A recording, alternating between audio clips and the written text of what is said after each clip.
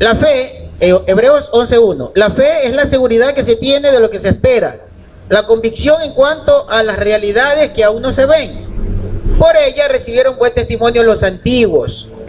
Quisiera pasarle a nuestro hermano Johanan para que nos ilustre con su entendimiento respecto de este verso. Adelante, Johanan.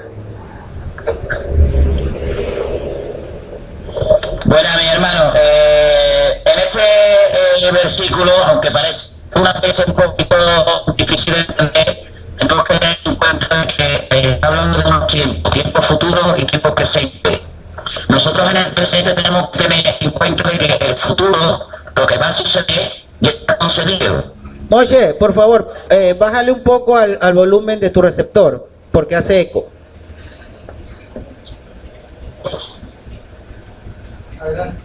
Adelante, Moshe.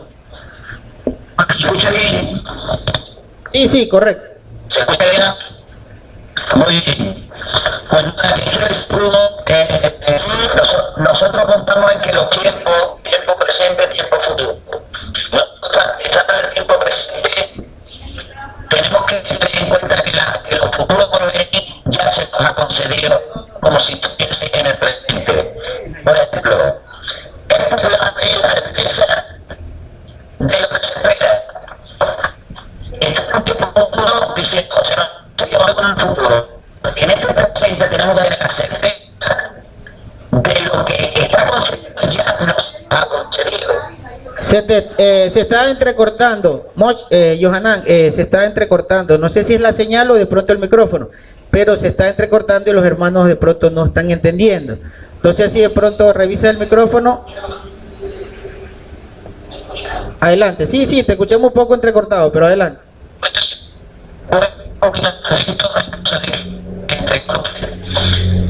Este versículo habla de dos tiempos. Tiempo presente en el que las cosas del futuro no las hemos visto, pero sabemos que se nos van a conceder. Dos tiempos. A la vez, en la fe, una cosa es pues la certeza, estamos ciertos de lo que se espera.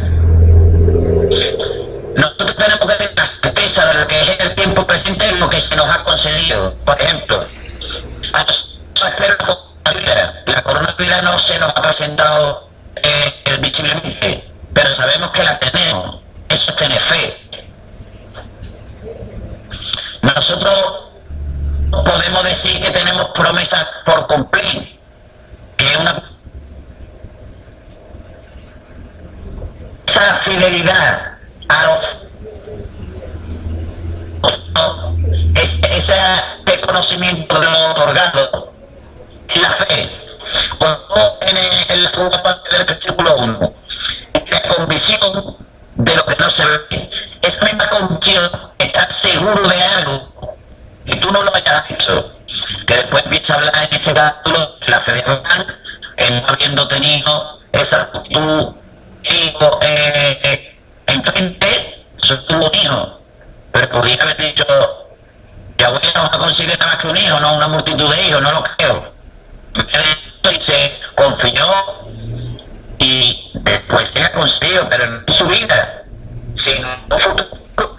Bien, Johanan, lamentablemente el sonido está distorsionado, no sé si es por la señal, pero algo ocurre. Pero en todo caso, yo te comprendí, voy a tratar de transmitirle a los hermanos. Dice Johanan que la fe pues está radicada en la esperanza de lo que de las promesas que se esperan y que se tienen que cumplir, que está pues en dos tiempos, dice Johanan. Ese es lo que él tiene entendido como fe, en dos tiempos, la esperanza de algo que se espera, de la promesa que se tiene que cumplir. Eso es el concepto que se ha venido manejando. Ciertamente nosotros creo que también tuvimos ese concepto. Pero es verdadero, sino claro. Que es verdadero lo que está diciendo Johanan en ese sentido. No estamos en desacuerdo con ello, sino que es profundo y radica en la obediencia. Claro, o sea, porque la promesa, perdón que te interrumpa, yo sé que tú tienes el conocimiento de esto, inclusive pienso que mejor que yo. La promesa, yo de lo que se me viene a la mente, es recibir la tierra de Israel. Sí, pero lo que debemos tratar de comprender, es muy digamos, valedero el aporte de Yohanan. Ciertamente nosotros guardamos esperanza, ciertamente la fe es creer. Pero hermanos, lo que debemos estar conscientes es que estamos estudiando el libro de Hebreos y debemos comprender qué es lo que viene enseñando Pablo. O sea, ¿cuál es la intención de Shaul, de Pablo, cuando escribe este verso? Si lo aislamos, entendemos precisamente eso. Fe es creer en la esperanza y esperanzarnos en lo que viene, que son las promesas que debemos recibir. Correcto, es correcto lo que dice Yohanan. Pero hermanos, eso no es lo que está enseñando Shaul. Esa no es la esencia de este verso. ¿Qué vamos a hacer para poder comprender realmente lo que quiere enseñar y lo que viene enseñando? Primero debemos estar claros que le está enseñando a la comunidad hebrea. Este verso específicamente es para la comunidad hebrea. ¿Por qué, hermano? ¿Por qué le habla de esperanza y de promesa? Porque es un pueblo que luego de la caída de su templo se le van a acabar las esperanzas y las promesas, porque no va a haber quien le haga albergar esa esperanza respecto de las promesas. Entonces debemos regresar primero ¿a dónde? Regresemos al capítulo anterior, en los dos últimos versículos, el versículo 38 y el versículo 39 del capítulo 10. Dice: pero el justo vivirá por fe, y si se vuelve atrás, no me complaceré en él. Pero nosotros no somos los que se vuelven atrás para perdición, sino de los que tienen fe para preservar la vida. Es importantísimo estos dos versos, aunque en el capítulo anterior parecían que eran ya el final de ese capítulo, que lo íbamos a ver superficialmente, pero no. La Reina Valera dice para preservación del alma. Del alma. Entonces, sí, mira, pero ahí hay un concepto garrafal. Claro, es que el problema es la traducción. Un abismo entre las dos traducciones. El problema es la traducción, siempre va a ser el problema la traducción, hermanos. Ahora, vamos a analizar. Yo quisiera que me tengan un poquito de paciencia. Yo quiero dar un argumento y luego todos los hermanos vamos a intervenir. Quisiera que me permitan dar estos argumentos.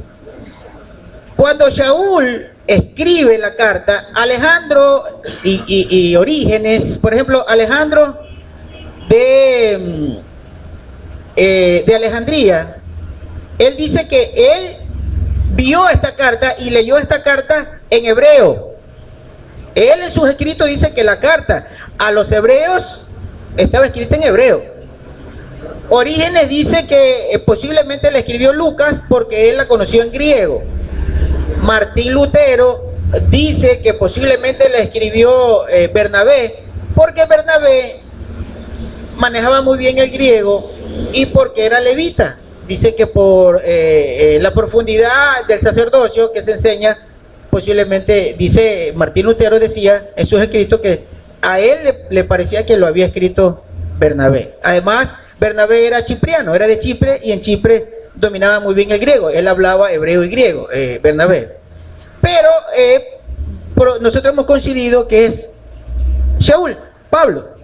Ese no es el hecho. El hecho es de lo que se está enseñando, hermano. Entonces, acá el autor, sea quien sea, nosotros coincidimos en que fue Shaul. Acá el autor dice, en el capítulo 10, versículo 38, mas el justo vivirá por fe. Pero no lo dice de su boca, de su pensamiento, porque él se le ocurrió escribirlo. No, hermano, está tomando un versículo de Habacuc, del profeta Habacuc. Y qué importante es si usted lee ese capítulo o todo Habacuc. Es impresionante, hermano. Si usted lee desde el capítulo 1 de Habacuc, usted se va a dar cuenta, no lo tengo tal vez acá, se va a dar cuenta, por favor, por allá. Se va a dar cuenta de qué habla Habacuc. Primero ubiquemos a Habacuc. Pablo cita a Habacuc cuando dice, el justo vivirá por fe. Cita a Habacuc, y Habacuc es contemporáneo con Jeremías, con Ezequiel. Él ve la visión y escribe la profecía antes de la caída de Jerusalén, antes de la invasión de Nabucodonosor a Judá. Y él explica, es necesario leer a los profetas, hermanos. Habacuc explica que por la falta de entendimiento, la Torá está prácticamente sin vigencia en los pensamientos y en el actuar de las personas, de los judíos, básicamente porque él está escribiendo en contra, o la visión la ve por el actuar de los judíos. Entonces, en Habacuc 2.4 es donde él lee, donde Pablo cita, dice: he aquí, se enorgullece aquel cuya alma no es recta, mas el justo vivirá por emuná, dice el texto hebreo, porque yo revisé en el texto hebreo, dice vivirá por emuná. Y resulta que emuná no es creer, emuná es fidelidad, es confianza, emuná es obediencia, hermanos, firmeza en la palabra del Eterno. Y vamos a hacer acá un estudio que nos va a ayudar a profundizar. Yo acá en el escrito, que yo lo tengo el texto hebreo. Por si alguien quiere, digamos, hacer una traducción, lo pueden traducir y lo vas a encontrar. Dice, Habacuc 1.1. Esta es la profecía de Habacuc, el profeta que vio la visión. Yahweh, ¿hasta cuándo? Es una pregunta que hace Habacuc porque él primero ora y luego le viene la visión. Yahweh, ¿hasta cuándo clamo sin que tú me oigas? Grito, violencia, pero tú no salvas. Verso 3. ¿Por qué me haces ver este mal? ¿Por qué permites esta opresión? El pillaje y la crueldad me confrontan, así que prevalecen las discordias y las contiendas. Por lo tanto, la Torá no es observada hoy, la justicia nunca se administra, porque los perversos asedian al justo, por esto la justicia se ha pervertido. Entonces fíjense ustedes que Habacuc está hablando de ¿qué? De que se está perdiendo el entendimiento de la Torá, la obediencia a la Torá. No cumplen con la Torá. Entonces por eso luego en el capítulo 2.4, cuando ya Yahweh le comienza a dar la visión, le dice, luego de todo lo que va a hacer, que va a traer al pueblo caldeo contra Judá, que Babilonia va a invadir, y le dice, pero los justos, ellos vivirán por emuná. Ahí no dijo fe, porque el concepto de fe es erróneo. El justo va a vivir por obediencia. Y sí vivieron, hermanos. ¿Saben por qué? Porque los que no murieron fueron cautivos, pero fueron cautivos para preservarle la vida. No fueron cautivos por el simple castigo, porque era la única forma de preservarle la vida. Y cuando se le dijo a Jeremías y a Elías que siempre iba a haber un remanente, aquellos que no le doblaron las rodillas a los Baales, a los dioses ajenos, sino que obedecieron la palabra del Eterno, ellos fueron preservados en su vida, y luego de 70 años, muchos de ellos, los que eran jóvenes, sobre todo los que entraron jóvenes, luego de 70 años de cautiverio salieron, y está la evidencia en el libro de Esdras y en el libro de Nehemías. Zorobabel, el mismo Nehemías, el mismo Esdras, salieron del cautiverio. El mismo Mardoqueo, como se lo conoce, que era el tío de Esther, salieron del cautiverio. A ellos se les preservó la vida porque tuvieron emuná, lo que hoy en día ellos guardaron la Torá inclusive en el exilio, o sea, básicamente, inclusive en el exilio, correcto. O sea, si vamos a hacer un compendio de esto, de lo que nos acaba de enseñar Marcelo, entonces vemos que en Hebreos 10:38 dice, mas el justo vivirá por fe, y si retrocediere no agradará mi alma. 39, pero nosotros no somos de los que retroceden para perdición, sino de los que tienen fe para preservación del alma. Es pues la fe, la certeza de lo que se espera, la convicción de lo que no se ve. Ya, entonces nosotros ¿qué vemos? Ya vamos a repetir lo que hemos dicho todas estas últimas semanas. Va a caer el templo, se avisora la venida ya militar de Tito Vespasiano, probablemente ya está ahí, y el templo definitivamente ve que se va a destruir, y el templo era el alma de Israel. O un israelita de aquel tiempo decirle que ya no va a haber templo después de haberlo visto 1000 años ahí, era impresionante. O sea, él no hubiera tenido una alternativa, o cómo hubiese reaccionado su mente, cómo hubiera trabajado pensar qué es lo que va a pasar en el futuro sin templo, sin lugar, sin tierra. Entonces, esto es como algo que le viene por el Ruach a Pablo, que escribe y les dice, antes de que caiga el tiempo les está preparando y les dice, les viene enseñando de que la Torah, la fe, la emuná debe de cumplirse, porque así no esté, ahí están las promesas. ¿Por qué se sorprende? Les tienes que decir que la fe es la certeza de lo que se espera, la convicción de lo que no se ve. Porque iba a haber un momento en que no iban a haber tierra y no iban a ver la promesa que se le hizo a Abraham. Ellos esperan la promesa que se le hizo a Abraham, que es de darles de esa tierra. Sin templo, en el exilio, tiene que decirles, guarden con obediencia a la Torah, porque la promesa llegará. Correcto. Entonces, antes de pasar a los hermanos, quiero que hagamos un análisis de la palabra fe. La palabra fe que usted ve en la Reina Valera viene de la palabra pestes griega. Pero pestes, si usted sigue la etimología de la palabra, es creer religiosamente. O sea, creer en algo espiritual. Es creer en la religión. Pero no solo en la religión cristiana, en cualquier tipo de filosofía religiosa. Eso es pestes. Y la palabra latina que utilizó Jerónimo, por ejemplo, en la Vulgata Latina, la palabra fides, esa palabra tiene el mismo significado, serle fiel a la religión cristiana. Para eso se utilizó, y ese es el concepto que se le da inclusive en la Real Academia de la Lengua. Eso no tiene nada que ver con nosotros, hermano. Usted, cuando le quieran sacar el libro, el diccionario de la Real Academia de la Lengua, eso no tiene nada que ver con con los pensamientos y los conceptos hebreos. Eso no tiene valor. No tiene valor para el entendimiento de la Escritura. Porque la palabra que está utilizando el Habacuc es la palabra emuná. De ahí toma Pablo, de la palabra emuná. Él nunca dijo pestes, él nunca dijo fides, nunca. Él dijo emuná. Y hay evidencia de que la carta fue escrita en hebreo. Entonces el pensamiento difiere, cambia, porque él no está hablando de eso, y ya vamos a ver de qué es lo que está hablando. Pero sí hay que hacerles tomar en cuenta a los hermanos de que, si bien es cierto, todo es un plan del Eterno, pero hay una cualidad del idioma. Los entendidos nos pueden describir esto.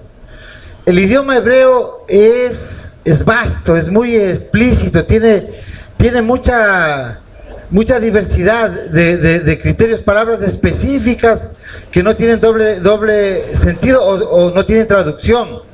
Entonces, si hubo una pérdida, toda traducción implica pérdida, sea por el plan del Eterno, sea por mala fe, o básicamente, que pienso que las tres cosas sí estaban conjugadas.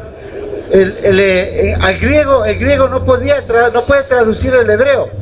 Siempre va a haber una pérdida de conceptos. Es que es algo, mire, algo que no pude terminar, para pasar ahora con los hermanos, algo que no pude terminar ahora que Marcelo intervino. ¿Qué pasó? Que acá estamos hablando de fe, pero resulta que hay una gran diferencia, hermanos, una diferencia abismal. Fe es creer en lo que sea. Usted puede creer hasta en un brujo. Usted puede tener fe en su trabajo. Usted puede tener fe en lo que sea, hasta en su vehículo, de que no se le va a dañar. Pero, hermanos, emuná es fidelidad, verdad, obediencia a la palabra del Eterno. Ahí radica la diferencia. Emuná es referente exclusivamente a creer, obedecer y tener fidelidad y confianza a la palabra del Eterno. En cambio, la fe a usted lo deriva a cualquier cosa. Y quisiera leer, Alejandro me está pidiendo paso, quisiera leer Deuteronomio 32:3, que está relacionado, que sale la palabra emuná, y mire en qué se le utiliza la palabra emuná. Dice, Deuteronomio 32:3, porque el nombre de Yahweh proclamo, dice Moshe, el nombre de Yahweh proclamo.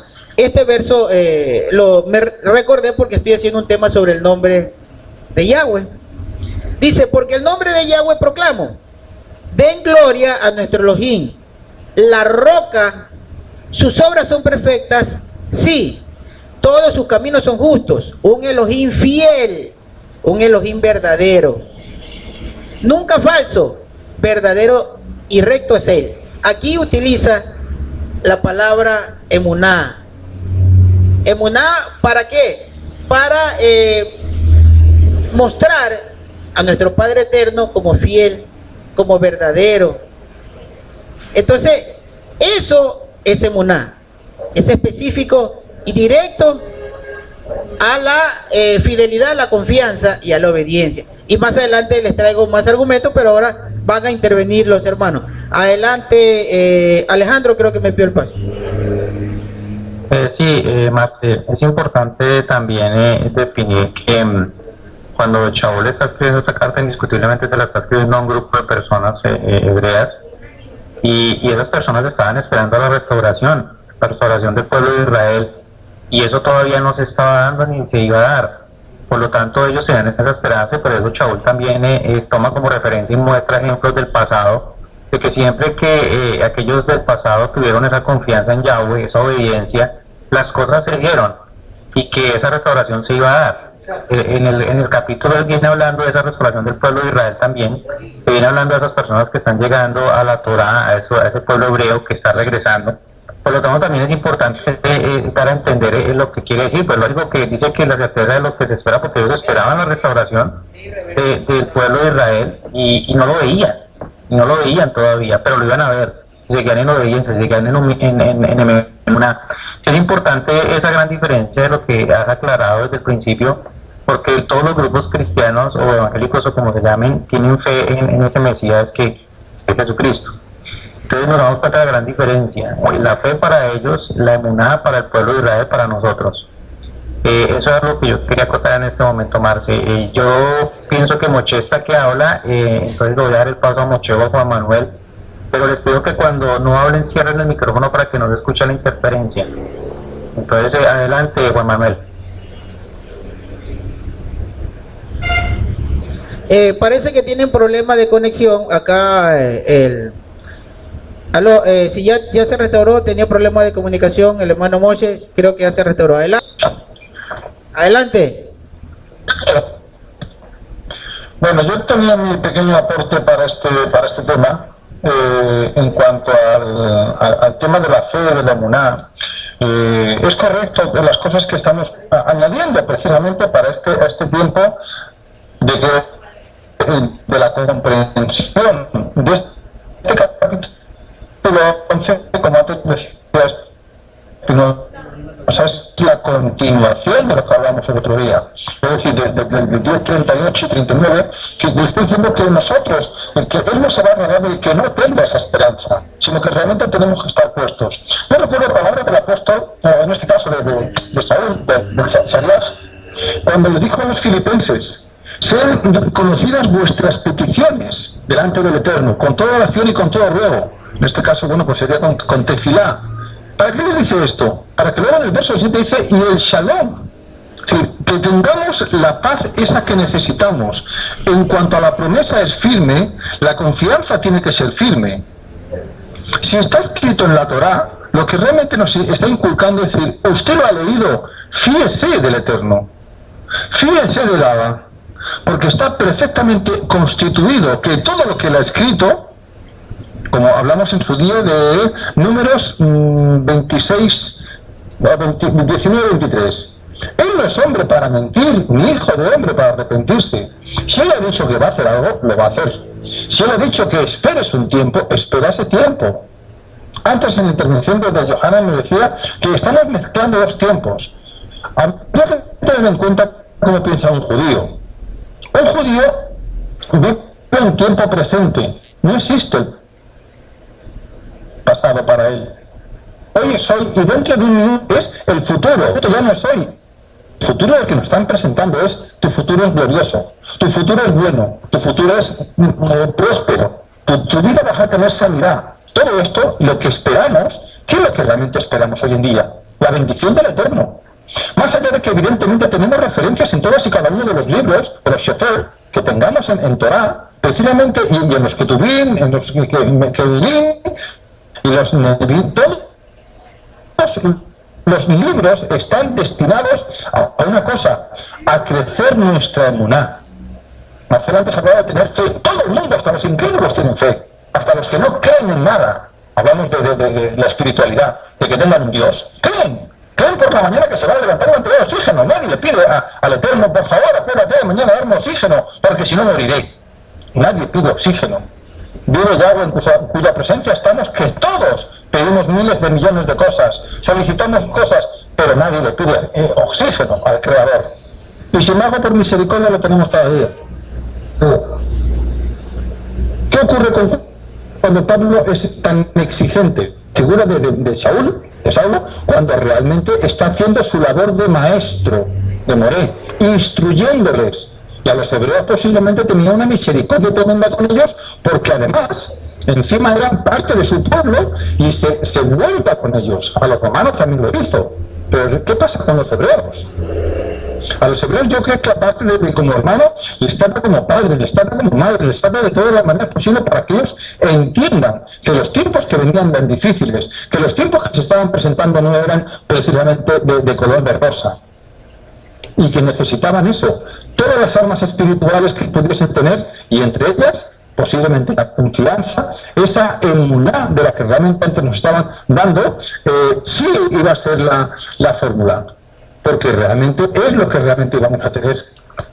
Todo lo contrario a lo que realmente los demás. ¿En quién nos dice? Bueno, vamos a ver el siguiente capítulo. ¿En quién hay que tener puesta esa fe? Esa fe tiene que estar dirigida, esa fe tiene que estar bien marcada, esa fe tiene que, la emuná tiene que estar bien constituida en algo, en una roca, en nuestro Mashiach. Porque si no es una fe vana, si no es una fe que en cualquier momento vendrá otro viento diferente, con otra potencia superior, y nos va a arrastrar. Pero hay que seguir confiando, hay que seguir teniendo la certeza de que lo que nos ha dicho su palabra, su Torah, le va a venir.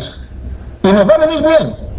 Así que estas son las cuestiones en las que, en principio, con esta presentación, no vamos a entrar más, porque luego tenemos aquí una serie de señores en los que vienen descritos nuestros patriarcas, que ahí tenemos más para ver y más para destilar, y más para ver cómo realmente la Torah, es decir, porque no se está inventando nada, seguimos viendo como el Saulo está copiando y pegando. ¿De dónde? De Torah. Igual lo hizo con Hebreos, lo hizo con Romanos, lo hizo con Filipenses, lo hizo con Efesios, lo hizo con los Corintios, aunque con los Corintios tuvo que ser más inquisidor todavía por aquello de que realmente era un pueblo completamente. Yo lo dejo Johanna un ratito. Hermano, yo quiero añadir a nuestro Mashiach estaba nuestro Mashiach en... ¿Dónde está metido aquí esto? Aquí. Lucas 7. Sana al siervo del centurión. Del 7, del 1 al 10. Y aquí comprendemos como la emuná, la fe, pues como conocemos la fe, claro, la fe siempre ha sido la fe, y la emuná es ahora porque ahora se está descubriendo que es emuná.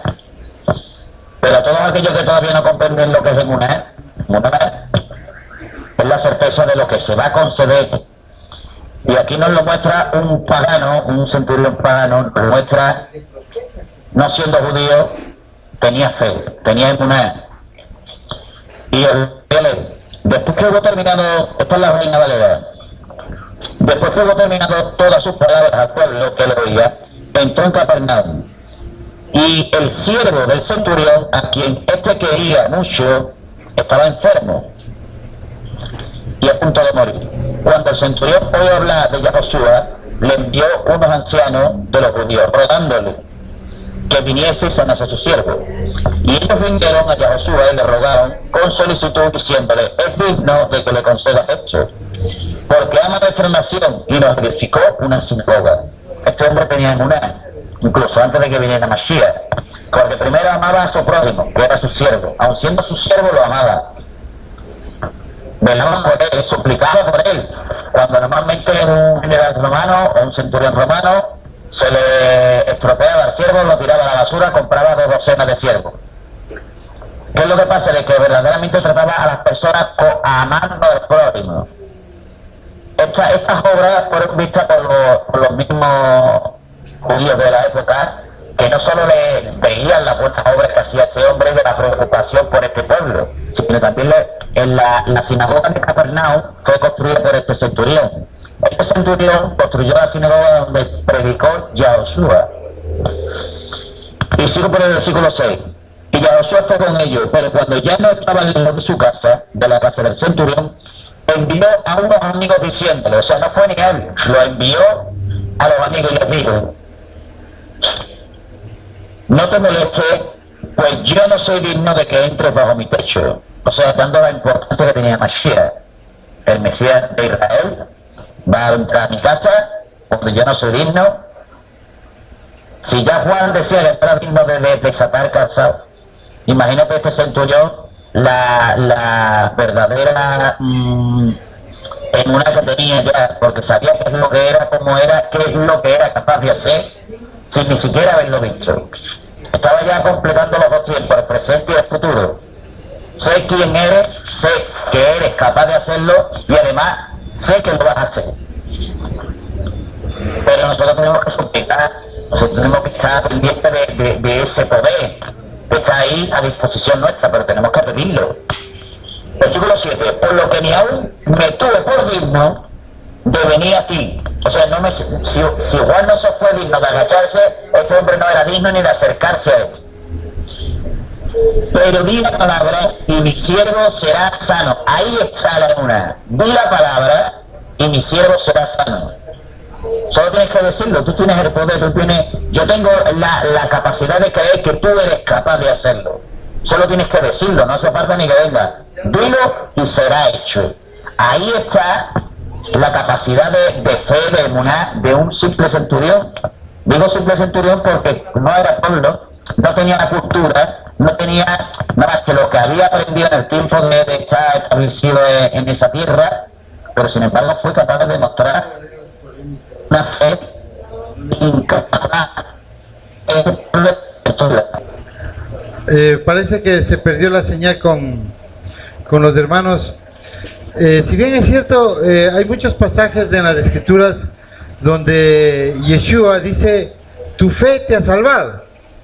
Pero está bien, está perfecto la fe, pero es la emuná. ¿En qué consiste que tenga obediencia y diga la obediencia te ha salvado?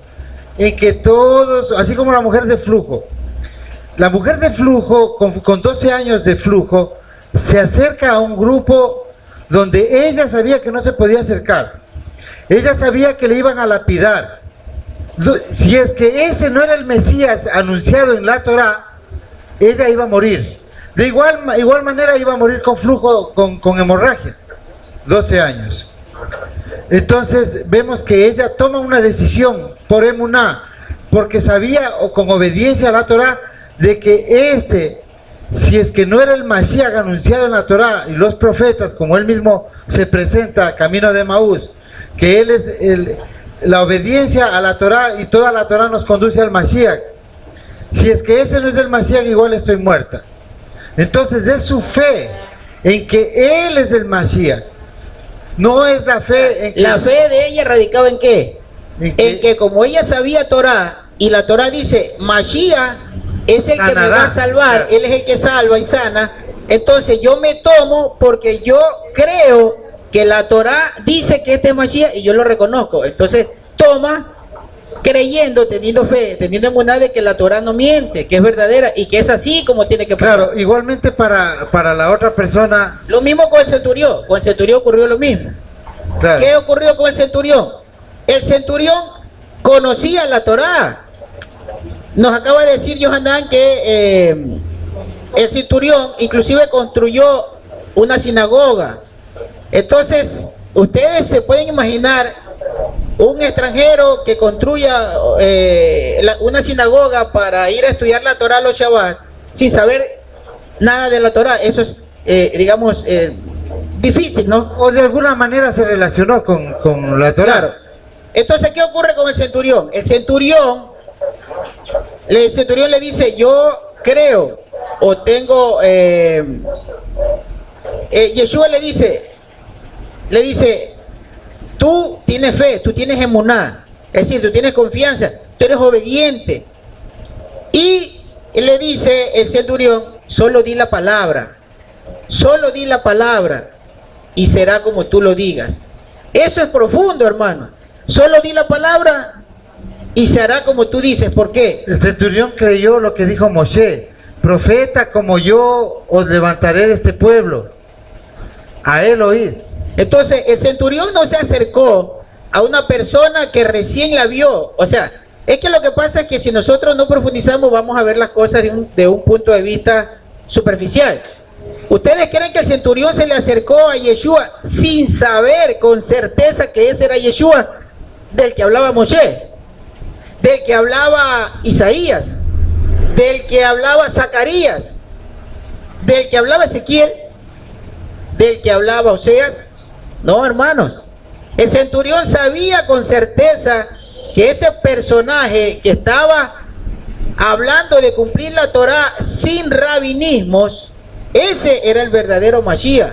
Esa fue su emuná, que él sabía por la Torá que ese personaje que estaba frente a él tenía la capacidad dada por Yahweh, según Isaías 11. Él tenía las 7 Shefirot de Yahweh, entre ellas el sanar, entre ellas el poder de sanar, porque él tenía poder sobre los espíritus que causan la enfermedad. Entonces eso es lo importante saber. Y hay un contraste con la mujer sirofenicia, Claro. de Lucas 15, de Mateo 15, porque ella se le acerca y pedía un favor, y él le dice lo que ya sabemos, que él vino únicamente en Mateo 15:24, únicamente a las ovejas perdidas de la casa de Israel, y la comida no es para los perrillos, es decir, para los gentiles. Pero ella le dice: aún los perrillos comen de la mesa de los amos. ¿Por qué? Porque ella sabía que es para la gentilidad también, porque en el Deuteronomio dice que tanto la Torá es tanto para el gentil como para el judío, para el israelita. Y de alguna manera ella sabía que estaba frente al Mesías. De alguna manera. No era porque le nacía en su corazón a la manera del pentecostalismo, que me nace decirle eso, hermano, y eso es todo. No, había un concepto, ya había rumores. Cuando Yeshua estaba en Jerusalén, ya él tenía inclusive que esconderse porque era acusado de hacerse llamar prácticamente el Mesías, y él tuvo inclusive que salir en cierta ocasión huyendo, porque para ellos era difícil aceptar que él era el profeta. Anás se rasga las vestiduras cuando él le afirma que él vendrá en las nubes. O sea, era demasiado inverosímil para ellos aceptarlo frente a sus ojos, algo que fue anunciado más de 1200 años, hermanos. Claro, o sea, el tema que trae, o el texto que trae el hermano Yohanan, está muy bien, está muy bueno el texto, para demostrar lo que es la fe, lo que es la emuná. Es importantísimo. Adelante, Yohanan. Una cosa más, que no he podido terminar, aunque se me ha metido el tema de en este texto de Malaquías 4:2, aquí hay un hebraísmo que te da a entender que en su ala traerá salvación, cuando realmente en su ala traerá sanidad. La mujer del flujo de sangre se arrodilló y le cogió del borde del manto porque sabía que era el Mesías y sabía que era el único que podía sanarla si cogía su manto. Ese hecho se repitió unas pocas de veces entre leprosos y a muchos que sanó, y muchos se agarraban al manto a consecuencia de esa fe de que verdaderamente él era el Mesías. Era el reconocimiento y la prueba de que él era el Mesías. Todo aquel que hiciera eso lo hacía por fe. Y claro, eso es lo que sucedía hoy, ¿no? Incluso a nosotros mismos se nos sucede, ¿no? Cuando creemos en el nombre de Yahoshua en una congregación, por ejemplo, pentecostal, que tú vas ya a contracorriente porque ya no dice Jesús, ya dice Yahoshua o dice Yahshua. ¿Qué es lo que pasa? Es que tú lo haces por fe, aun sabiendo de que los demás te van a atacar y te van a decir que estás loco, que eres un contracorriente, que eres un esto, que eres un lo otro. Pero tú lo haces por fe. ¿Por qué? Porque a ti se te ha revelado la verdad a la que los demás todavía no se le ha revelado. Y esa fe, estoy buscando la cita de que la fe es dada. Y a todos aquellos que agarraron el manto, a ese mismo Dios, a todos fue dado el don de la fe, para que todos creyeran. Como hay un versículo, sí, dime, Alejandro. Juan Manuel, discúlpame, yo intervengo más que me permite. Bien. Sí, lo que estás diciendo indiscutiblemente, claro que está perfecto, pero ¿qué pasa? Lo que queremos dar a entender o a notar en este chaval es que hay una gran diferencia entre la palabra fe y emuná, porque nosotros cuando fuimos despertados, cada uno de nosotros en este camino, ya no fuimos despertados por el Eterno, pero nosotros no conocíamos al Eterno.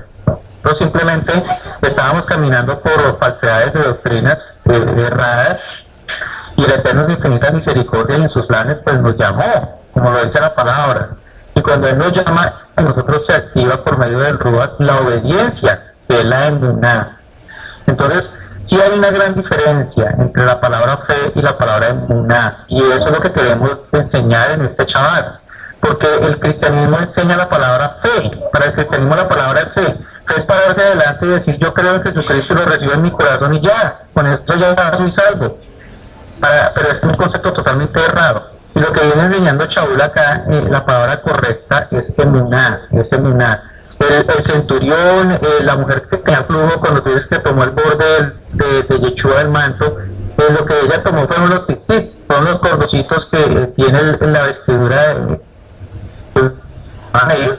y él le dio la medio eterno.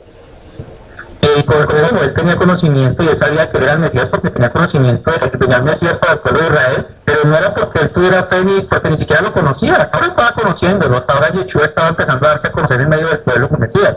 Entonces, sí es importante dejar esa aclaración que la fe y la emuná son dos conceptos totalmente distintos. Sigue adelante, Juan Manuel. Sí, tienes razón en lo que estás diciendo, pero a los que están escuchando hay que darle a entender de que emuná es un paso superior a la fe.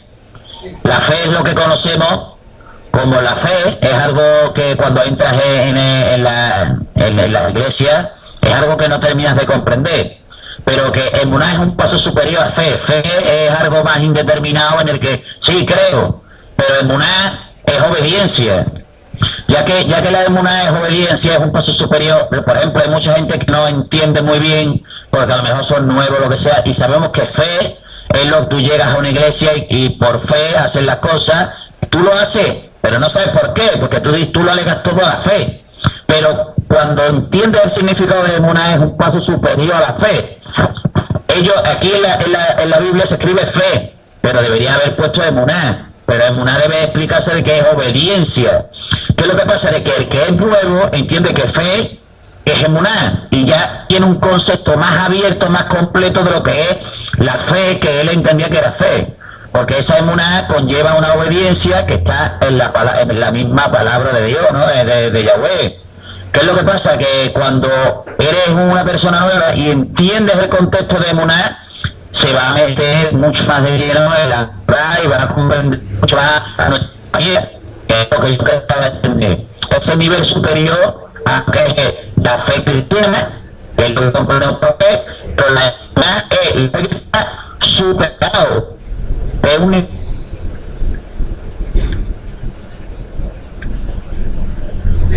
Bueno, parece otra vez se cortó, no sé qué ocurre, pero otra vez se cortó. Parece que algún problema con la señal, con el internet, algo está pasando, pero bueno, lo importante es que sí estamos de todos modos escuchando la interacción de los hermanos. Acá, por ejemplo, siempre Yohanan trata de enseñar, tiene su manera de enseñar que es válida. Él dice, por ejemplo, la fe es, digamos, como una parte primaria del conocimiento en el cristianismo, ¿no? La fe, tener fe. Ya la emuná, pues es algo más completo, más profundo. Bueno, ok. Entonces, pues es una parte de cómo ir entendiendo el concepto. Pero no, o sea, yo sí lo entendía a Yohanan, que realmente con este concepto, que básicamente es de la raíz hebrea, no es difícil acercarse a una persona de origen cristiano, pero el enlace que se está haciendo Y lo que Alejandro también aporta es valedero, todo en nuestro concepto, porque tampoco tenemos la Claro, es que la última nosotros palabra. siempre vamos a hablar de los conceptos primarios, por ejemplo, como lo que es fe. Primero lo que es fe, lo que es, digamos, creer, de lo que es Dios, de lo que es el Hijo de Dios, pero ya luego vamos a ir madurando los conceptos porque es necesario que enseñemos. Ahora, mire, donde yo comprendo, Alejandro, la posición de Alejandro y también la de Juan Manuel. Por ejemplo, la posición de Alejandro, y en esto coincido, cuando un pastor, todos hemos estado en la iglesia cristiana, cuando un pastor le dice a un creyente, a usted, hermano, le va a ir bien, usted no se preocupe, usted solo ore, que usted va a conseguir ese trabajo, usted va a conseguir a la mujer esa que ama, que hasta ahora es escurridiza y no le ha prestado atención, bueno, todas estas circunstancias. Luego viene el hermano y le dice, hermano, pero es que yo oro, pero no veo, no pasa nada. No sé si el hermano Raúl nos capta el mensaje. No pasa, pero ¿qué pasa? Entonces, ¿qué le diría a un pastor cristiano? Hermano, pero es que a usted le falta fe. Sí, no sé si me comprenden Es como cuando Pedro se baja de la barca y dice, te faltó fe. Te faltó fe, correcto. Entonces, que un pastor cristiano le va a decir a su digamos, creyente, al fiel de la iglesia, a usted le falta fe, hermano, por eso es que no se le cumplen las promesas. Pero eso no es el concepto, o sea, está bien hablar de fe, pero lo importante es saber que el concepto es otra cosa. Porque no es por creer en el pastor o porque el pastor me dijo que eso se va a cumplir porque se tiene que cumplir, no. A mí se me va a cumplir lo que dice la Escritura, no lo que dice el pastor. Entonces yo no tengo que tener fe en eso. Yo tengo que tener conocimiento y tengo que tener confianza y obedecer lo que dice la Torah, que fue lo que hizo el centurión. El centurión tuvo confianza en lo que dice la Escritura, que iba a venir Mashiach, y como decía Yohanan, que en sus alas iba a traer justicia, ¿verdad? Como dice eso, el libro Salvación. Sanidad, correcto.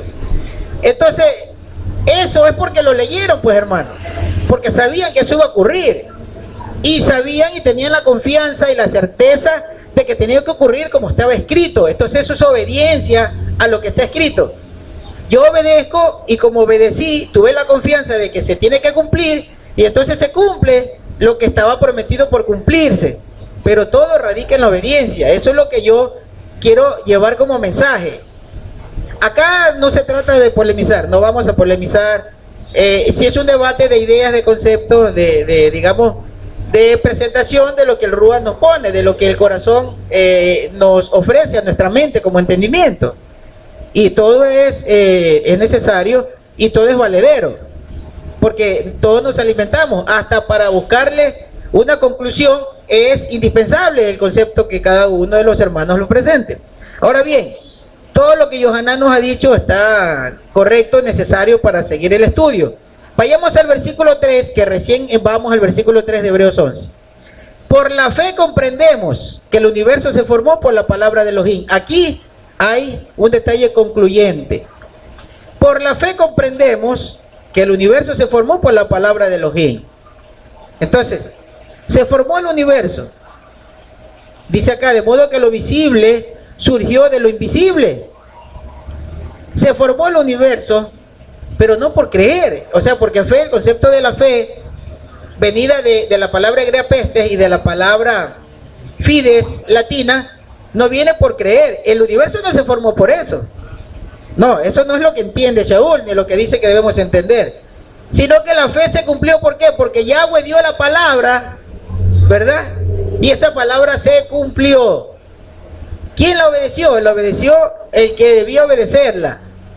Cuando él dijo, por ejemplo, que las aguas produzcan animales, él dijo la palabra, y esa palabra se cumplió. Hubo obediencia de parte, por ejemplo, de esa ley que dio Yahweh, una ley natural a las aguas, y hubo vida, pero por la palabra del Eterno, entonces hubo obediencia a la palabra del Eterno. Ahí radica la fe. No sé si me doy a entender, de pronto no soy... Correcto, hasta ahora la naturaleza obedece a la palabra del Eterno, porque el Eterno dispuso, por ejemplo, las estaciones, los días lluviosos, los días secos, los días de frío, y todo obedece a la palabra del Eterno. Por ejemplo, si Shaul está hablando de la creación, vayamos a Génesis. Génesis capítulo 1, versículo 1. Este libro en hebreo es Bereshit, que significa el principio. En un principio. Génesis capítulo 1, versículo 1 dice: en el principio creó Elohim el cielo y la tierra estaba sin forma y vacía. La oscuridad cubría la superficie del abismo, y el aliento de Elohim se movía sobre la superficie de las aguas. Verso 3. Elohim dijo que haya luz, y hubo luz. Verso 4. Vio Elohim que la luz era buena, y separó la luz de la oscuridad. Elohim llamó a la luz día, y a la oscuridad llamó noche, y esa tarde y esa mañana formaron un día. Y el verso 6 dice: y Elohim dijo, haya un firmamento en medio de las aguas que separe el agua de las aguas. De esto es que está hablando Shaul. Se formó por la palabra, y lo que creó, que era invisible y luego fue lo visible, lo creó porque Yahweh lo dijo, en obediencia a la palabra del Eterno. Ahí radica la fe, la emuná, la obediencia a la palabra, y se cumple lo que se prometió, lo que se dijo de parte de Yahweh, porque el que habla que se tiene que cumplir es Yahweh. En obediencia a eso es que se tiene que cumplir. Entonces Centurión tuvo la obediencia, la fidelidad y la confianza que lo que Yahweh había dicho por medio de sus profetas, que iba a venir Mashiach y que iba a proporcionar sanidad, era aquel que él estaba viendo. Él creyó en esa palabra, él tuvo confianza, él tuvo obediencia a esa palabra, y la promesa de que va a haber salud, como dice el libro de Isaías: Yahweh es mi salud, es mi salvación. Probablemente el personaje, el centurión, era un Gersadik, o sea, un gentil de las naciones, un santo de las naciones, así como Cornelio.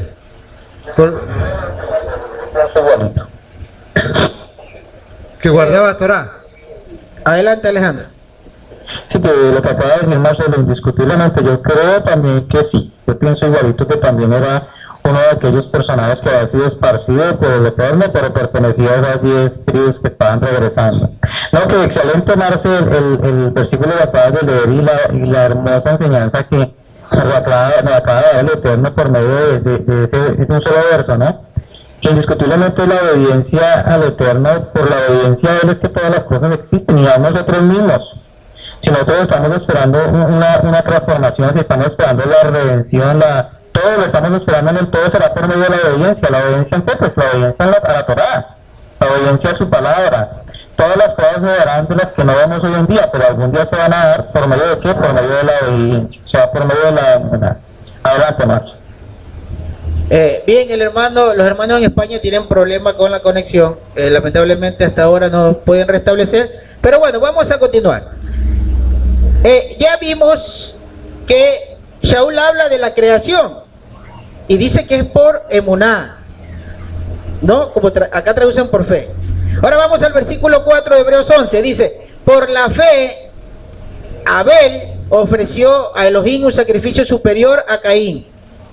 Por ella recibió testimonio de que era justo, pues Elohim dio testimonio al aceptar sus ofrendas, y por medio de la fe, aunque murió, habla todavía.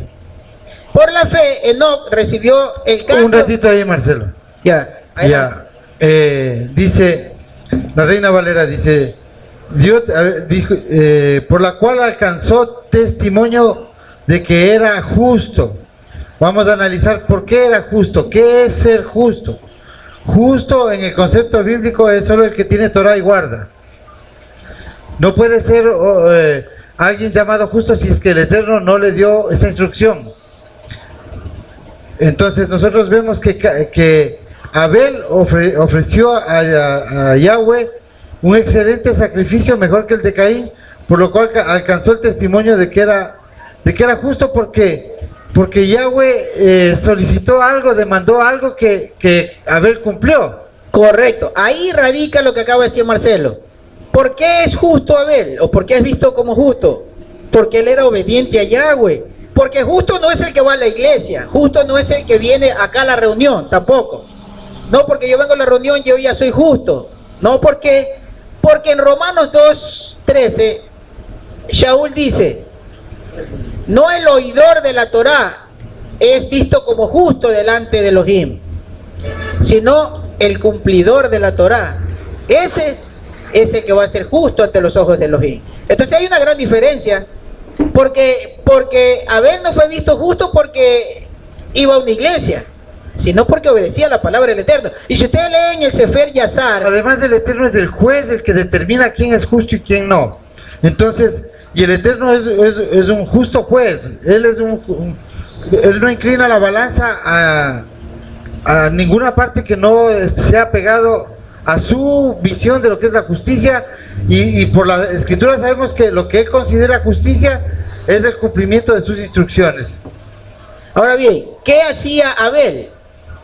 La escritura no nos amplía mucho, pero sí hay el libro de Sefer, donde habla, por ejemplo, de que Abel tomó de las primicias de lo que él sembró, de las primicias de los animales, porque no, Caín, acuérdate, de la primicia de los animales, que porque ofreció vegetales. sí, pero dice el Sefer que él tomó de los vegetales que prácticamente ya a él no le servía. O sea, ahí está el detalle. Si ustedes leen, por eso es importante el Sefer. Y hay que saber también algo, que en el concepto del Eterno, Abel era sacerdote.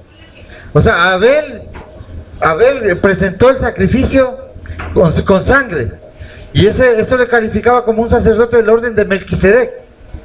Sí, porque cuando él presenta, dice que presenta las primicias de su ganado, cuando él presentó delante del Eterno ese presente, esa oblación, dice que descendió fuego y quemó, dice la escritura, quemó, el libro de Sefer amplía más eso, dice que quemó su ofrenda, pero que no miró a la ofrenda de Caín, sino que le volvió el rostro a la ofrenda de Caín.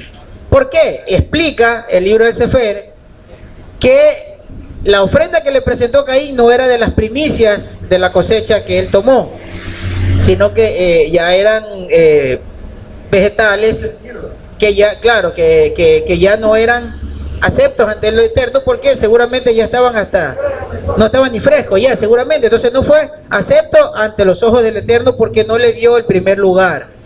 Es que eso radica precisamente hasta en la vida de nosotros. Si nosotros le damos el tiempo que nos sobra a Elohim, téngalo por seguro que Él no lo va a ver bien. Mire, eso no se lo digo yo, eso lo dice la Escritura. Si usted no le da la primicia al Eterno, usted pierde su tiempo, Si usted le da el tiempo que le sobra a Elohim como ofrenda, Él no va a mirar. Y no porque lo diga yo, sino porque la Escritura da evidencia de esto. Ahora, algo más, en el versículo número 5 de Hebreos 11, dice, por la fe, Enoc recibió el cambio sin sentir la muerte, y no lo hallaron porque Elohim lo había quitado. Antes de que lo quitara, recibió testimonio de haber agradado a Elohim. La Reina Valera trae una palabra, traduce de la palabra metatitemi, que significa cambiar una cosa por otra, o recibir una transformación, pero basado en el cambio de una cosa por otra, o una transferencia. Hay una diferencia en lo que traduce la Reina Valera, porque la Reina Valera dice, inclusive habla de ser transformado en 1 Corintios 15:5 como un misterio. En el libro de Sefer se amplía muchísimo aquella transformación. En el concepto hebreo, también en el texto hebreo, sí, la palabra traspuesto, dice la Reina Valera, dice que no fue traspuesto por la fe, fue traspuesto, pero no aclara que lo que recibió fue el cambio material de su cuerpo. Su cuerpo recibió una transformación, pero morfológicamente su cuerpo, la transformación material. Y para ver la maldad de este verso que no está bien traducido, Vemos que hoy existe una corriente religiosa que se llama también la Nueva Era y la Cientología, que dicen que en ese traspuesto fue por un platillo volador. Esto viene relacionado íntimamente con una revelación de los extraterrestres en el final de los tiempos, porque se asume de que fue traspuesto, o sea, en su cuerpo carnal, él fue llevado a un lugar en una nave, un carro espacial. Da pie a los creadores de estas doctrinas, mejor dicho, da pie a Satanás de crear las nuevas doctrinas. Eso es una palabra mal escrita en la Biblia. Eso puede hacer, aunque toda la Biblia, los 31,000 versos que tiene la Biblia, de los 31,000 versos, uno esté mal escrito, ese es el verso que va a generar una corriente ideológica o filosófica o satánica. Es que al momento que tú, como traductor, haces una interpretación antojadiza, por ejemplo, Enoc tuvo fe y entonces fue llevado al cielo, ya. ¿Pero fe en qué? Entonces resulta que el que no tiene fe es el que no va a la iglesia cristiana. Claro, es que Enoc lo que recibió fue un cuerpo glorioso. O sea, según el concepto... Correcto, eso es. Eso es lo que hace que Yeshua logre trascender a los Shamaín, donde se encuentra a la diestra con cuerpo glorioso hasta el final de los tiempos. No olvidemos Hechos 1:6, que descienden estos ángeles varones galileos, ustedes que están mirando, y es la ascensión de Yeshua con su cuerpo glorioso. Así como subió Elías. Igual, Elías también, para poder ir al lugar que Yahweh le iba a llevar, recibió la transformación de su cuerpo, pero de su cuerpo, o sea, corporalmente la materia de su cuerpo cambió, porque con este cuerpo usted no puede salir de la atmósfera, pues.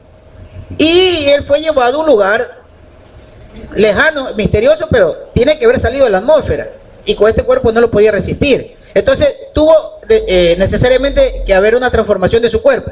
Ahora, eso dice que lo alcanzó Enoc por ser, acá dice por fe, pero es algo simple. Pero si usted lee, hermanos, el libro de Sefer Yazar, en los capítulos donde habla de Enoc, es algo asombroso. Enoc fue tan fiel a Yahweh y tan obediente, que al ver que el mundo se estaba pervirtiendo, él era un gran predicador, creo que el mejor predicador de todos los tiempos después de Yeshua. Y este Enoc alcanzó tanta fama que él dice que se tenía que subir a una montaña, al igual que lo hacía Yeshua, para poder predicar, y era una multitud que quería hacer la voluntad del Eterno, que quería aprender de este gran hombre del Eterno. Es que él también era un sacerdote de la orden de Melquisedec. Era un sacerdote, correcto. Pero fíjense ustedes que cuando el mundo comienza a pervertirse, ¿sabe lo que hizo él para alcanzar la mayor santidad? Él se encerró en su casa. Y seguramente a ustedes les va a parecer fantasioso, pero es algo que ocurrió. Y se encerraba por 1, 2 años, y una vez se encerró, creo que por 10 años, no lo recuerdo bien, pero fue por algunos años. Él solo salía, dice, a buscar alimento, pero trataba de estar el tiempo menos posible con las personas, porque el mundo se había pervertido y él quería vivir en santidad. Él no quería contaminarse con lo que ofrecía el mundo de aquella época.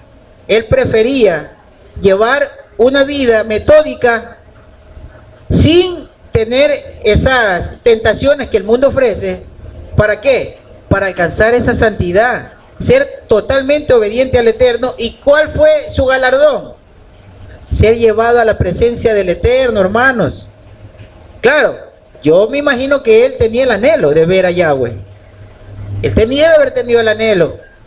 Y con ese cuerpo él no podía verlo porque iba a morir, porque el resplandor de la gloria del acabó del Eterno lo iba a matar. Pero con su cuerpo transformado, seguramente, eso no lo dice la Escritura, pero seguramente pienso yo que sí lo pudo ver.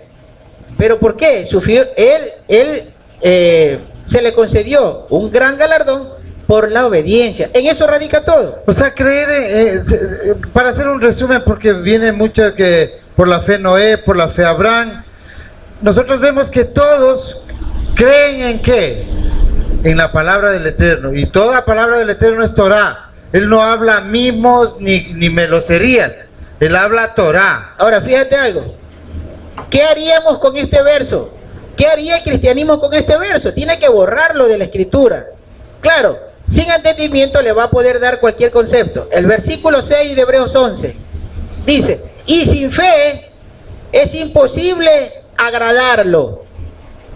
Sin fe es imposible agradarlo. Es decir, el pastor, ¿qué diría? A ver, hermanito, si usted no viene a la iglesia, si usted no tiene fe en la iglesia, si no tiene fe en el pastor, usted no le va a agradar a Dios. Por ejemplo, Marcelo decía, a ver, si yo no le tengo fe a Boris, yo no le voy a agradar a Dios y no voy a poder predicar.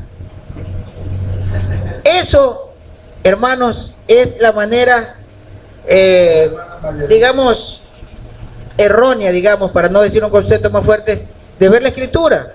Miren lo que dice Shaul, capítulo 11, versículo 6. Y sin fe es imposible agradarlo, porque es necesario que el que se acerca a Elohim crea que Él existe y que recompensa a los que lo buscan. Bien, entonces vamos a analizar, porque acá hay un desentimiento. ¿Por qué? Porque hubo manipulación, hubo una mala interpretación de una palabra. Aquí dice, sin fe es imposible agradarlo, porque es necesario que el que se acerque a Elohim crea que Él exista y que Él recompensa a los que lo buscan. A ver, ¿cómo buscamos Elohim? Fíjense que la palabra griega, que hubiera sido preferible ponerla para buscar luego el significado, la palabra griega a esta traducción de buscar es la palabra exeteo. Es específico a Dios, ¿no? Sabemos que teo es Dios y de cualquier naturaleza. Entonces es que teo es buscar, es indagar, es investigar, es escudriñar respecto de Dios. Ya, esa es la palabra exeteo. Entonces nosotros vamos a recurrir donde más existe esta palabra para luego ir a entender a qué se refiere. ¿Dónde más existe esta palabra? Romanos 3:10. Pero ¿cuál es el contexto de Romanos 3:10? Romanos 3:10 dice, así está escrito, no hay un justo, ni siquiera uno, no hay quien entienda, no hay quien busque a Elohim. Aquí está la palabra exeteo. No hay quien busque a Elohim. Verso 12. Todos se extraviaron, juntos se hicieron inútiles, no hay quien haga lo bueno, no hay ni siquiera uno. Un sepulcro abierto en su garganta, con su lengua engañan, hay veneno de serpiente debajo de sus labios.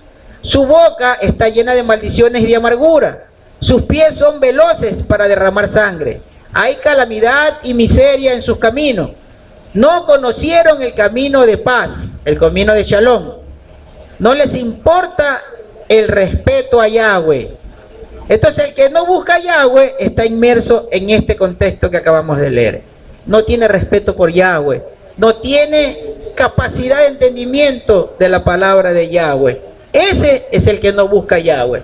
Entonces sería lo contrario, ¿no? Lo contrario. El que busca a Yahweh, ¿quién es? El que busca el conocimiento de Yahweh. Entonces, ¿quién es ese que tiene fe? El que tiene conocimiento, el que se acerca a Yahweh. A ese es el que tiene fe, ese es el que tiene obediencia. Ahora, fíjense que, ¿de dónde toma Pablo para hablar Romanos 3:10? De Salmos 14:2. ¿Qué dice el Salmo 14:2? Yahweh mira desde los cielos a los seres humanos para ver si hay algún entendido, alguno que busque a Yahweh, pero todos se han desviado, por igual se han encontrado corrompidos. No hay quien haga lo bueno, no hay ni siquiera uno. Aquí usa la palabra darás, la palabra hebrea, que es escudriñar, investigar, estudiar y buscar. Entonces el que busca a Yahweh, ¿quién es? El que estudia, el que investiga. Ese es el que tiene fe, según las palabras de Jesús. Vamos a hacer como un compendio ya para terminar el programa. Vamos a ver un verso en Apocalipsis 14:12. Primero veamos lo que dice el cristianismo, que el justo por fe vivirá. O sea, se va a salvar por fe. Ahora vamos a ver lo que dice Yeshua, que le da un entendimiento a esto en Apocalipsis 14:12, cuando cuando están a punto de ponerle la marca a los justos, a los santos. Dice que ya les van a poner la marca y ellos, ¿cómo van a escaparse o a salvar? Que es el concepto, en el concepto hebreo, salvarse, salvación es escapar, escabullirse de la ira del Eterno. ¿Cómo va a ser? Dice, aquí está la paciencia de los santos, los mismos que son los que guardan la Torah de Yahweh con fe en Yeshua HaMashiach. O sea, esa es la perseverancia, la fidelidad, la fe, la emuná, guardar la Torah con fe en Yeshua. Y para terminar, como dice Marcelo, vamos a quedar hasta aquí, hasta el capítulo número 6 del libro de Hebreo. No sé, Alejandro, porque se les cortó la señal a los hermanos en España. Vamos a Primera de Pedro, que también aparece esta palabra, erquesteo, la palabra buscar. Primera de Pedro, capítulo 1, versículo 8. Primera de Pedro 1:8 dice, a él ustedes lo aman, sin haberlo visto, en él creen, y aunque no lo vean ahora, creyendo en él, se alegran con gozo inefable y glorioso. Verso 9, obteniendo así el objetivo de su fe, la salvación personal. Acerca de esta salvación han inquirido e investigado diligentemente los profetas que profetizaron de la gracia que fue destinada para ustedes. Ellos escudriñaban para ver qué persona y qué tiempo indicaba el espíritu del Mashiach que estaba en ellos. ¿Quién predijo las aflicciones que habían de venir al Mashiach y las glorias después de ellas? A ellos se les reveló que no para sí mismos, sino para ustedes, administraban las cosas que ahora les han anunciado los que les han predicado las buenas noticias por el Espíritu de Santidad enviado desde el cielo. Cosas que hasta los mensajeros anhelan contemplar. Aquí habla de los ángeles. Cosas que hasta los ángeles anhelaban contemplar. Dice. Estamos en el versículo 13 de Primera de Pedro 1. Por eso, con la mente preparada para actuar y siendo sobrios, pongan su esperanza completamente en la gracia que se les va a traer cuando se revele Mashiach y Yehoshua el Mashiach. Entonces, como ven, la fe no puede estar separada de el conocimiento, de la investigación, de escudriñar, de estudiar, porque la fe, la emuná, es obediencia. ¿Pero obediencia a qué, hermanos? Obediencia a lo que Yahweh escribió, a la Torá. Entonces todos, inclusive acá Pedro dice, los profetas investigaban, los profetas indagaban respecto de quién era y en qué tiempo era la venida de Mashiach. O sea que eso sí se sabía por medio de los profetas, hermanos, porque los profetas dieron testimonio de que iba a venir. Ellos hablaban del tiempo. Y Daniel, uno de los profetas que marca exclusivamente el tiempo de la venida de Yeshua, lo reveló. Claro, si vemos nosotros en la curación del leproso a Yeshua, por Yeshua, cuando el sacerdocio se entera Yeshua le manda a que haga todo el ritual de la sanidad de la lepra frente al sumo sacerdote que estaba escrito en la Torá. Le manda que haga todo ese ritual. Jamás en la historia de Israel alguien se curó de lepra un israelita. Jamás. Fue Naamán, que era sirio, y alguien más que se curó de la lepra. Naamán y los 10 leprosos. Ya. Ellos eran representantes de las 10 tribus. Porque en el concepto hebreo, en el concepto del Eterno, en el pensamiento del Eterno, la lepra es la transgresión de la Torá. Por eso las reglas del Zará, de la lepra, son que tiene que salir fuera del campamento. ¿Qué pasó a las 10 tribus? Les sacó del campamento porque estaban con lepra. Entonces, vemos que Yeshua para profundizar en el concepto de la fe, vemos que cuántas personas habrán creído al ver a alguien que sana a un leproso, la única persona sanada en Jerusalén. O sea, nunca antes había la Torá de que tenía que hacer el ritual de la sanidad de la lepra, pero nunca antes se la había hecho. Solamente María, cuando tuvo lepra y fue sacada del campamento, a excepción de Miriam, hermana de Moshe. Entonces nosotros vemos que ¿cuántos habrán creído que ese es el Mashiach cuando curó de lepra al leproso, digamos ahí redundantemente? Entonces, si sabían que solo el Mashiach podía quitar la lepra, y ellos estaban conscientes que la lepra significa la violación de la Torá, era una de las plagas por la violación de la Torá. Bien, creo que vamos a quedar hasta ahí. Más adelante viene, por ejemplo, la fe de Noé, la fe de Abraham, la fe de Sara, pero por sobre todas las cosas hay contexto en este capítulo más adelante respecto, sigue el tema de la fe, pero vamos a llegar a Isaac, a Jacob, a Moshe, que es donde se radica, hermanos, todas las promesas, y todo, según el pensamiento cristiano, todo es por fe, es decir, todo es por creer. Ah, bueno, le creyeron a Dios, Dios les habló, creyeron y ya. Entonces, tuvieron fe y pasaron muchas cosas que están escritas aquí, pero el asunto es que vamos a la iglesia, le damos el diezmo al pastor y tenemos fe que nos vamos a salvar. Así no es el concepto. Para una persona que es de origen judío, lo que estamos hablando nosotros hoy es porque se suele creer en el cristianismo de una palabra que se traduce como fe. O sea, es una creencia de que por creer será salvo, cuando en el concepto hebreo, la palabra que realmente en una carta escrita a los hebreos, obviamente en su lenguaje, en su contexto, les está diciendo emuná, no les dice la fe desde el concepto helenístico de decir yo creo sea lo que sea, sino la emuná, que es confiar en que lo que habló el Eterno se realizará. O sea, es obediencia a la Torá, porque el Eterno no cuchichea, no lisonjea, no habla cosas vanas, todo lo que ha dicho el Eterno es Torá.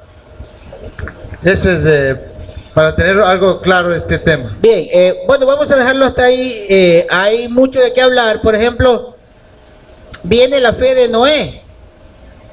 Yo les pregunto, a ver, Noé, que es el personaje, el héroe del diluvio, que hasta una película por ahí totalmente absurda ha estrenado y ha sido éxito de taquilla, creo, esa película de Noé, muestra cosas que no tienen nada que ver con la verdad bíblica. Dice, por ejemplo, acá en Hebreos 11:7, por la fe, después de recibir advertencia por revelación acerca de las cosas que aún no se habían visto, movido por temor reverente, preparó el arca para salvación de su familia. Por la fe condenó al mundo y vino a ser heredero de la justicia que da la fe, dice. Entonces resulta que creer en algo da justicia, pero eso no es el concepto. Noé le creyó al Eterno cuando el Eterno le mostró la maldad que había en el mundo, pero sobre todo Noé fue instruido. Eso es lo que hay que saber, hermano. Noé recibió Torá, fue instruido, tuvo como instructores a los predicadores de todos los tiempos. Enoc era su bisabuelo, Enoc. Claro, ellos recibieron una Torá oral, la Torá C al P, es una Torá oral valedera. Hoy el rabinato se agarra de esta Torá oral que recibieron ellos, que no fue escrita, pero recibieron Torá porque dice que Yahweh ordenaba, Yahweh habló con Abraham. Entonces, Es que han dado validez a la palabra rabínica de la Torah oral. Pero no hay que confundir ni dejarse confundir, hermanos. Esta Torah, cuando el Eterno ya habló con Torah, claramente se lo dijo a Moisés que solo a él le iba a hablar cara a cara, y a los otros sueños, visiones, y obviamente sus mandamientos ya estaban escritos. Aparte que siempre que se le escribió, siempre que Yahweh le habló a algún personaje, lo que le dio fue instrucción. Era Torah, pero las instrucciones, luego, lógicamente, el predicador, hermanos, acá no salimos con un papel y le decimos lea a cada uno de ustedes. No, nosotros la enseñanza la decimos oralmente. Entonces todos los predicadores venían enseñando oralmente. Enoc fue un gran predicador, hermano. Adelante, Alejandro. Sí, Marce, yo también, para terminar, quisiera dar una intervención. Indiscutiblemente aún la emuná de nuestros tiempos, porque nosotros somos la bienaventuranza de la promesa del Eterno, pues nosotros somos los que estamos viviendo esa última parte de su promesa, que será la segunda venida de nuestro amado Mashiach. Nuestra emuná nuestra es esa es nuestra esperanza, que Él vendrá, que pasaremos momentos de grandes tribulaciones, como lo dice la palabra. ¿Pero por qué sabemos eso? Pues porque hemos sido obedientes a la Torah, y la Torah nos ha enseñado que eso es lo que va a suceder, que tenemos esa esperanza que Él va a aparecer, que vamos a ser transformados. No lo sabemos por nuestros propios pensamientos, sino porque la misma Torah es la que nos enseña y nos lleva al camino de la senda antigua para obedecer al Eterno, para obedecer sus estatutos, sus decretos, todo lo que Él tiene establecido en esa bendita Torah para nosotros. Yo creo que el tema es extremadamente claro, la gran diferencia de la fe y la emuná ha quedado clara. Para los hermanos que nos escuchan, yo sé que muchos hermanos tenían muchas dudas en sus corazones, pero el Eterno, por medio del Ruach, ha permitido que esas escarchas caigan de sus ojos y que tengan una comprensión más clara de lo que verdaderamente significa la esencia del concepto hebreo, que eso es lo que quiere el Eterno, que en este tiempo se muestre esa gran verdad de lo que verdaderamente significa la palabra del Eterno en un concepto real, y no en un concepto cristiano helenizado totalmente. Entonces yo quería solamente aportar eso. Pues sé que vamos ya a continuar con el tema del próximo Shabbat. Quiero desearle a todos que sigan continuando y teniendo un feliz Shabbat Shalom, y que tengan un gran inicio de semana. Que el Eterno les bendiga. Más adelante. Bien, sí, vamos a dejarlo hasta ahí, porque la próxima semana vamos a hablar de Noé, de la fe de Noé. Pero para hablar de la fe de Noé es necesario que conozcamos la vida de Noé, porque la Escritura realmente no nos da mucha referencia. Como decía Juan, que si todos los hechos, por ejemplo en el tiempo de Yeshua, si todos los hechos de Yeshua se escribieran, en la tierra no cabrían libros para poderlos narrar. Así también todos los hechos bíblicos, si se lo hubiese narrado, hermano, no hubiésemos podido, digamos, que abarcar hoy, con el tiempo que tenemos nosotros, 10 años de estudio, de investigación exclusivo de la Escritura. Ese es mi caso personal. Marcelo igual, Marcelo creo que está un poco antes. 10 años exclusivamente dedicado a la lectura y a la investigación de la Escritura, y aún así no hubiera alcanzado ese tiempo para poder escudriñar si se hubiera narrado todo. Pero hay libros que la Biblia, que la Escritura los avala, porque aparecen ahí, como el libro del Sefer Yazar, que está en Josué capítulo 10 versículo 13, y en 2 de Samuel capítulo 1 versículo 18 habla de que existe ese libro, y entonces tomamos referencia, y ahí hay una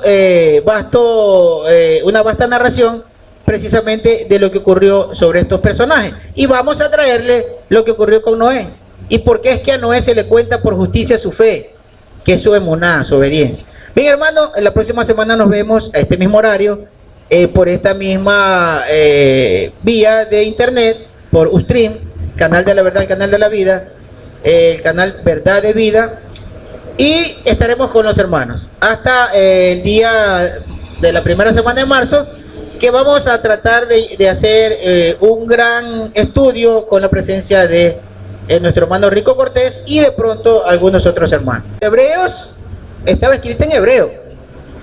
Orígenes dice que posiblemente la escribió Lucas porque él la conoció en griego.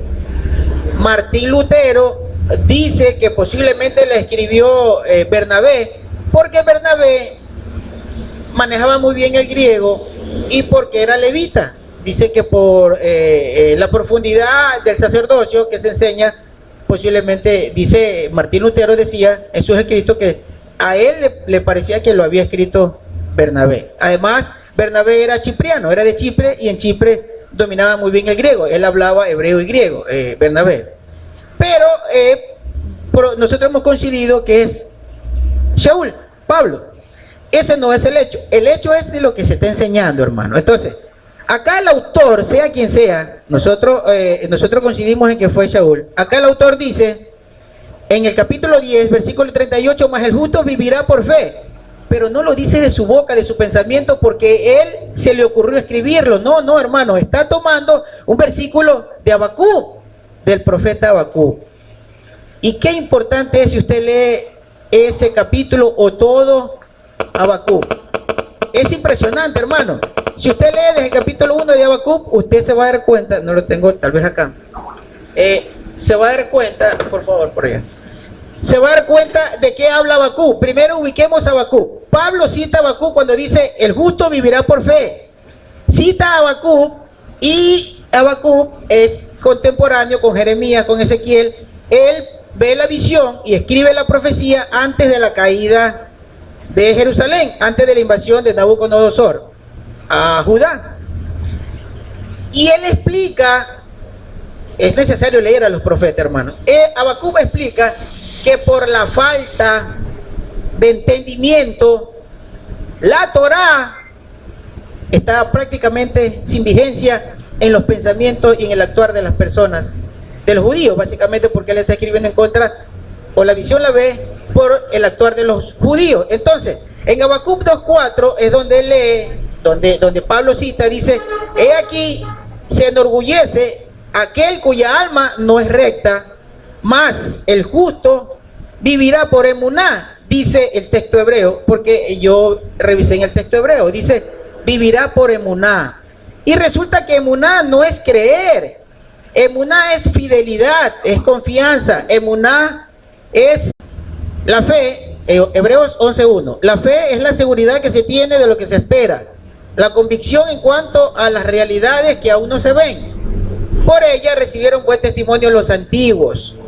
Quisiera pasarle a nuestro hermano Johanan para que nos ilustre con su entendimiento respecto de este verso. Adelante, Johanan. Bueno, mi hermano, en este versículo, aunque parece una vez un poquito difícil de entender, tenemos que tener en cuenta que hablando de unos tiempo futuro y tiempo presente. Nosotros en el presente tenemos que tener en cuenta de que el futuro, lo que va a suceder, ya está concedido. Moshe, por favor, bájale un poco al volumen de tu receptor, porque hace eco.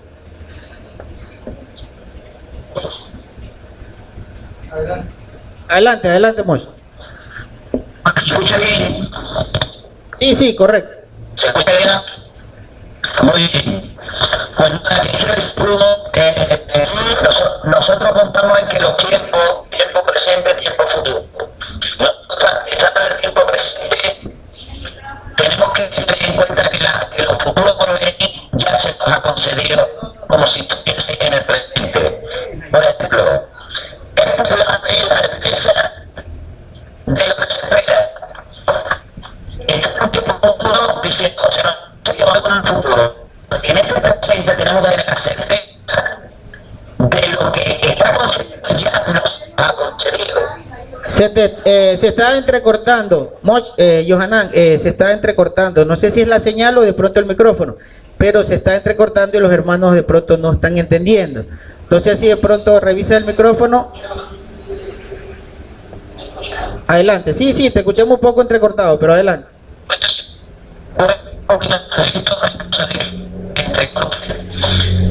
Este versículo habla de dos tiempos. Tiempo presente en el que las cosas del futuro no las hemos visto, pero sabemos que se nos van a conceder. Dos tiempos. A la vez, en la fe, una cosa es esto. Es pues la certeza, estamos ciertos de lo que se espera.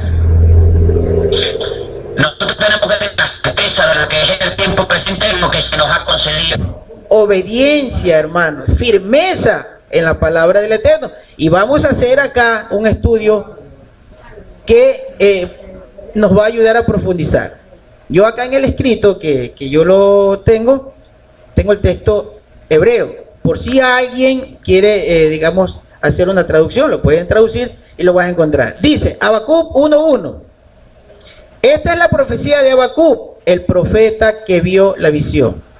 Yahweh, ¿hasta cuándo? Es una pregunta que hace Habacuc porque él primero ora y luego le viene la visión. Yahweh, ¿hasta cuándo clamo sin que tú me oigas? Grito, violencia, pero tú no salvas. Verso 3. ¿Por qué me haces ver este mal? ¿Por qué permites esta opresión? El pillaje y la crueldad me confrontan, así que prevalecen las discordias y las contiendas. Por lo tanto, la Torá no es observada hoy, la justicia nunca se administra, porque los perversos asedian al justo, por esto la justicia se ha pervertido. Entonces fíjense ustedes que Habacuc está hablando de ¿qué? De que se está perdiendo el entendimiento de la Torá, la obediencia a la Torá.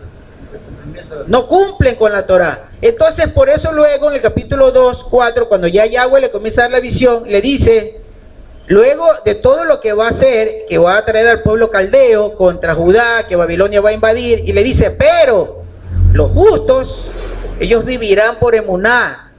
Ahí no dijo fe, porque el concepto de fe es erróneo. El justo va a vivir por obediencia. Y sí vivieron, hermanos. ¿Saben por qué?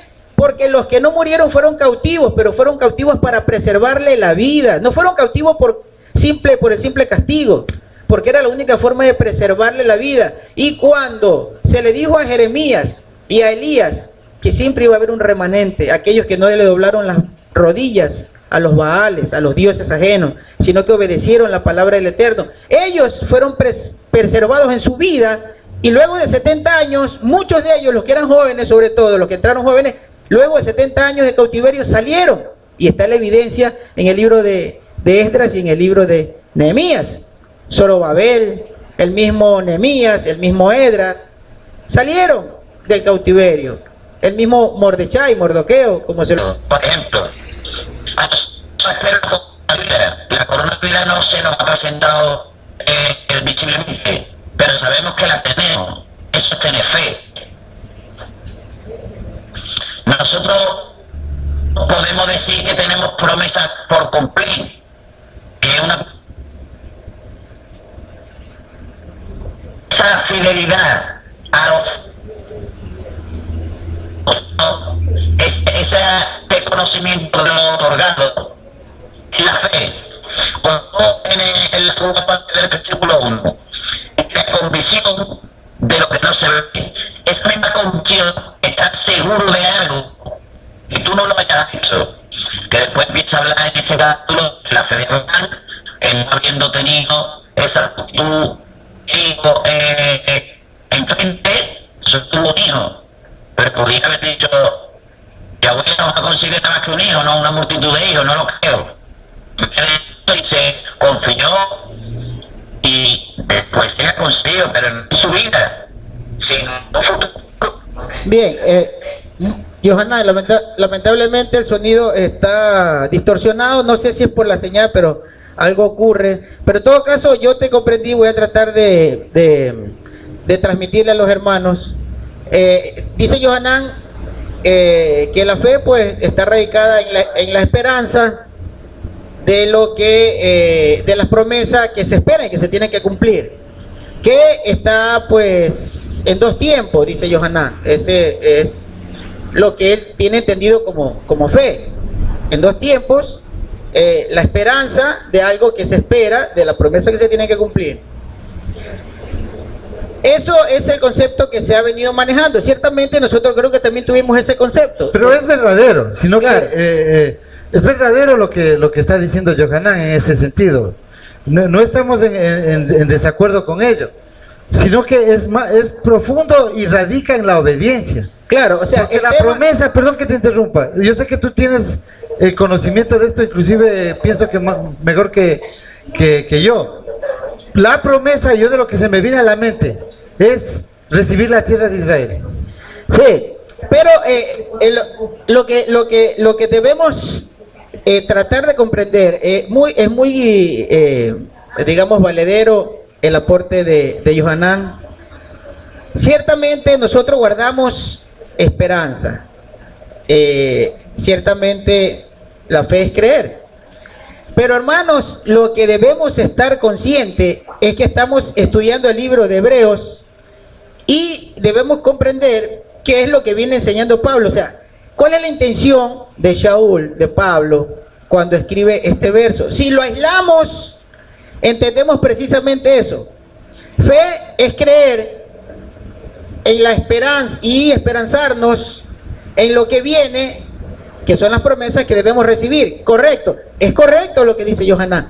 Pero hermanos, eso no es lo que está enseñando Shaul. Esa no es la esencia de este verso.